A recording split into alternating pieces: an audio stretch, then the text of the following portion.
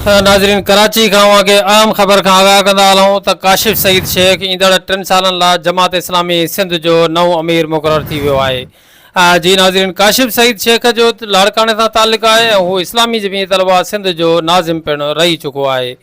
अवांखे breaking news का आगाह कंदा था हलूं त अमीर जमात इस्लामी पाकिस्तान हाफ़िज़ नईम रहमान सिंध जे अरकान जे राय शुमारी बैदि काशिफ़ सईद शेख के ईंदड़ 3 सालनि नवंबर 2024 खां अक्टूबर 2027 ताईं जमात इस्लामी सिंध जो अमीर मुक़ररु करे छॾियो आहे। जी नाज़रीन, यादि रहे त नौजवान अॻवान काशिफ़ सईद शेख जो लाड़काने जे शेख बिरादरी सां ताल्लुक़ आहे। हिन खां अॻु में हू जमात इस्लामी सिंध जे जनरल सेक्रेटरी तौरु पिणु पंहिंजो ख़िदमतूं सर अंजाम ॾेई रहियो हुयो। हू शागिर्दी वारे ज़माने में इस्लामी जमीयत तलबा सिंध जो नाज़िम पिणु रही चुको आहे।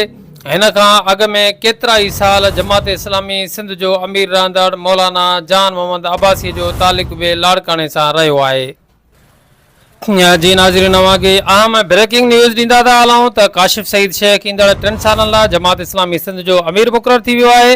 काशिफ़ सईद शेख जो लाड़काने सां ताल्लुक़ आहे ऐं हू इस्लामी जमीयत तलबा सिंध जो नाज़िम पिणु रही चुको आहे।